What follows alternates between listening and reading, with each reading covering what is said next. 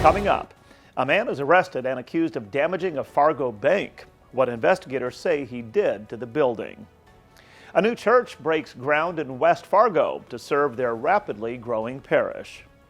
And in an exclusive interview, Minnesota Governor Tim Walz answers critics of his response to the riots following the death of George Floyd. Hello and welcome to the Nightly Review. I'm Tom Tucker. We begin with a look at tonight's headlines, then a closer look. With details tonight on the training new fire recruits are just beginning at Fargo's and West Fargo's Joint Fire Academy. And in my one-on-one conversation, it's the third and final segment of my exclusive interview with Minnesota Governor Tim Walz, who responds to those who criticize his handling of the riots following the death of George Floyd. But first tonight, a man is being held in the Cass County Jail after causing thousands of dollars in damage to a Fargo bank this morning. Police received a report just before 8:30 of a man throwing rocks at the windows of Bell Bank at 3100 13th Avenue South. Officers responded and arrested 41-year-old Jeremy Wayne Peterson, who does not have a permanent address. Peterson didn't gain entry into the bank, but caused damage estimated at upwards of $15,000. There is new information tonight about a body found in the Red River in Grand Forks Saturday night. Police say the person has been identified as 32-year-old Jacob Lastly of Red Lake, Minnesota. Officers say there were no obvious signs of trauma to Lastly, who was reported missing April 17th. His body washed up in the area of the pedestrian bridge near the North Boat Landing. A cause of death has not yet been determined. Meanwhile, the body pulled from the Otter Tail River Saturday morning has been identified as well. Fergus Falls police identified the man as 46-year-old Alex Rodriguez of Newburgh, New York. They say Rodriguez had lived in Fergus Falls for a few months and indicated to acquaintances that he was thinking of moving back east. A group of kayakers discovered the body near Hanna Park. Police do not suspect foul play, and an autopsy will be performed. The third annual Fargo Police Academy launches today. We're told the department narrowed a field of more than 100 applicants down to 27 through an extensive application, background check, and interview process. Individuals attending the academy will receive more than 450 hours of training. Courses include constitutional law, crime scene investigations, and firearm training. Well, for the first time, the West Fargo Police Department is pairing up a school resource officer with a new canine officer. Bella is a 14-month-old Labrador mix. Bella and her handler, Todd Pearson, are the first Comfort Dog SRO team in the state of North Dakota.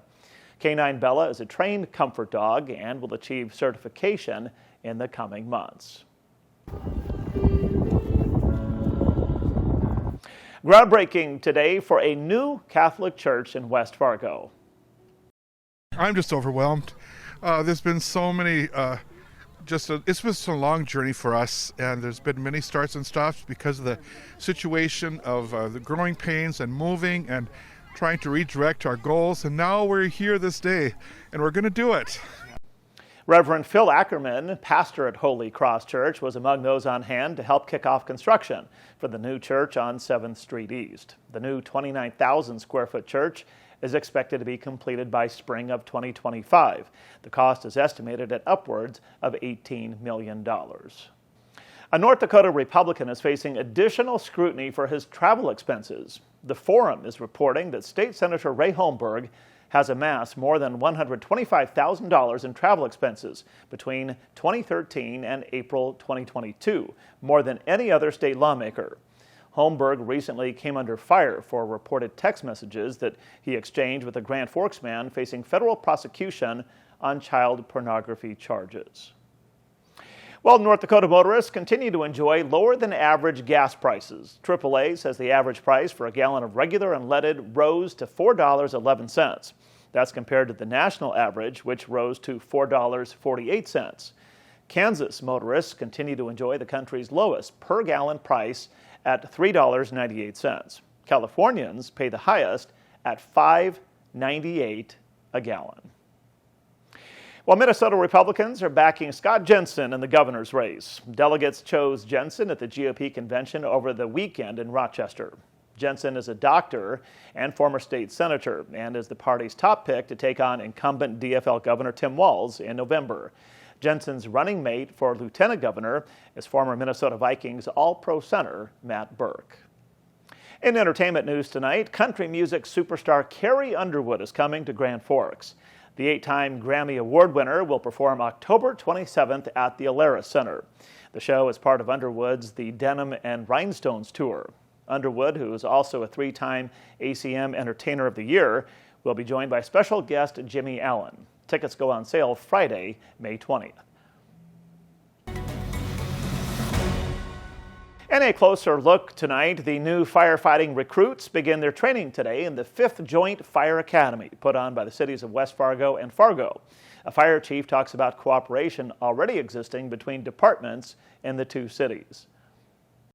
It's one of those things also where we do work together on especially the bigger types of emergency calls, and it's not always as neat and clean as you think it would be working together. Yeah, we both are firefighters and know how to fight fire, but their equipment may be a little bit different, and it helps when you know people, so you can just shout out a name and makes the working relationship a lot easier, and this really facilitates that.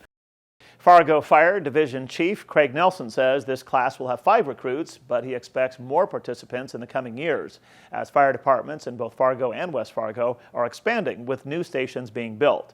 Training at the Fire Academy runs for 10 weeks. They'll spend part of the day in the classroom and then most of the days in the afternoons out on the training grounds, sometimes with just the training captains, but also with some of our crews, some of the West Fargo crews. They'll be doing some live burn training, and then if any of them don't have their EMT after the first 10 weeks, give them training in their EMT to get them certified in that. In addition to classroom work, the training includes ride-alongs and live burn scenarios. We wish all the trainees all the best. Well, thanks for choosing the Nightly Review to stay up to date and informed about all the important news and happenings for the FM Metro. If you haven't done so already, please be sure to hit subscribe and the bell button below to make sure you never miss an episode. Well, weather-wise, it's certainly beginning to feel much more spring-like, thankfully. Meteorologist Dean Wysocki has a look at the forecast from the Skywatch Weather Center. Thanks, Tom. After a beautiful day today, we'll see a few more clouds come into the area as we head into the overnight hours, and temperatures dropping off into the mid-40s with a northeast wind, pretty light, about 5 to 10. And then as we head into your Tuesday, we'll have a few more clouds around, and a few isolated showers. No widespread rain expected, with highs in the mid-60s, and then more wind out of the south on Wednesday, and that will help warm us up all the way into the lower 70s before more rain by Thursday.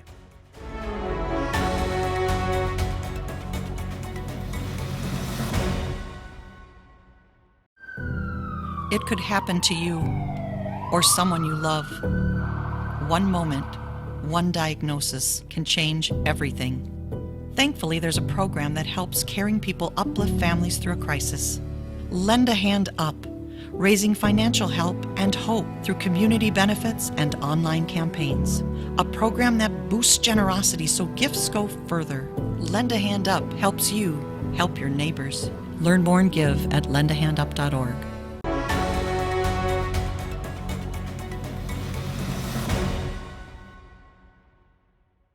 Welcome back to the Nightly Review. In tonight's one-on-one, I continue and conclude my in-depth conversation with Minnesota Governor Tim Walz. Walz says in just a matter of days he'll turn his focus to his re-election campaign once the legislative session comes to an end. His Republican challenger, Dr. Scott Jensen, received official party endorsement over the weekend. Jensen has frequently criticized Walz on the issue of record-breaking crime rates in the Twin Cities and elsewhere in Minnesota. I asked Governor Walz to respond to that criticism. Yeah, I think we're seeing this across the nation. We're seeing it here. And as I said, it's unacceptable to have rates go up. There's numerous reasons why, economic factors, social factors that do it. One of the things, again, as governor, the role that I have is that I am not the police chief of individual, jurisdictions, nor sheriffs. The state can coordinate together. I have consistently asked. Some of those same candidates who are running voted against funding for the state patrol. So if I wanted to use their rhetoric, they defunded the police when I needed them. The state patrol was underfunded. That happened in 2019. These are folks that are running for governor. It's not that simple. Now they're proposing, and I don't disagree with them, that we need to make sure that there's enough public safety folks on the streets. But just to be clear, each jurisdiction looks at that differently. We've got some communities that want to have more police officers on the street. They should absolutely do that, and I have funded that in every budget. I also had a proposal that was rejected by the Republican Senate to have something called a fusion center, where the state of Minnesota in 2019 would be a clearinghouse for some of the information and the investigatory work around violent crimes, especially around fentanyl and those types of things. And those things were rejected. So my proposal goes from prevention of crime to making sure kids stay in school, to providing local resources to local jurisdictions to make decisions, to the state of Minnesota providing enhanced capability around investigatory pieces. What they're saying is they want to have stiffer sentences and that will fix it. Well, that's fine. And I said, I haven't fought against that, but I would ask you, the average age of many of these crimes, especially the carjacking, is about 16 years of age. Those kids are not saying, oh, they just added more years to the penalty if we get caught here, so let's not do it. That's not what's going to prevent it. I'm not saying we shouldn't stop them and we shouldn't make sure that there's corrective action taking. But once again, this is, we're going to be tough on crime and we're going to, how are you going to do that? How are you going to get more people into this? How are you going to get the community? We need the community to believe in their public safety folks so that they can share information. One of the problems we have right now is that lack of trust has people not willing to come forward and give information about crimes or to let us know. And we think that there's capacity to be built inside the community of groups who know them. We've been working with some of the leaders in the Black churches in Minneapolis.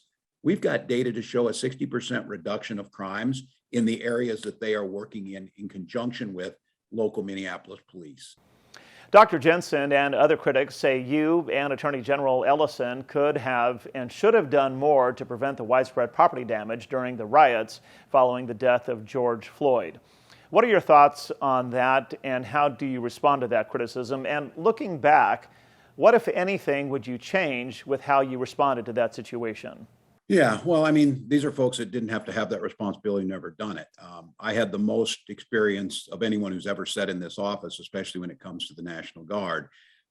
They don't have to understand what it takes to take someone from their civilian jobs and place them in those situations, making sure the protection of loss and life. So most of the reports afterwards, whether it was General Jensen, who's now in charge of the Army National Guard for the entire United States, testified to those very senators and said this was the fastest, most organized response he's seen in his career. Those are things that are on record. Now, in retrospect, certainly there's things that, how would you respond to it? But you're looking at the situation of trying to anticipate where things would go. And that also comes with a risk. I think, again, if I had to do it over again, I would have made sure that we were briefing all of our partners in both state and county government about what the capabilities were, what the time frame looked like, how you go about doing this, and what's the mission. I keep talking about this, that people say, well, you should have just sent them. These are people who, again, who are criticizing me, who haven't served one day in uniform. They have never had to be responsible for it, and they've never actually had to carry out a mission order that got there. So I certainly have accepted responsibility in saying, maybe the coordination should have been up front. Are there ways that we can do this better next time? But I will and refuse to have the criticisms of the State Patrol and the National Guard for what I consider to be historic and heroic responses to an unprecedented situation. So these are folks, it's Monday morning quarterbacking. I'm sure they would have won all 4 Super Bowls had they been in charge instead of Bud Grant, but that's not the way this works. Somebody has to take responsibility. And I still come back to all of the trauma that went into this, that we have prosecuted a whole lot of these folks already who have done these things. There's ideology that's across the spectrum of who brings them here, from far left to far right. And I think the biggest measure of this is there have been numerous flashpoints since then, and every one of them was handled in an incredibly fast manner. If you recall, we've seen several of these things happen, and we have taken lessons learned, and we're much more nimble and much more responsive. And I'd like to thank Minnesota Governor Tim Walz for joining me for our in-depth conversation. My entire one-on-one conversation with the governor is posted online right now at WDAYRadioNow.com. The latest poll from KSTP in Minneapolis shows Governor Walz currently enjoying a 5-point lead over Republican challenger Dr. Scott Jensen. Well, that will do it for this Monday night, May 16th, 2022. I'm Tom Tucker. Thanks for watching the Nightly Review.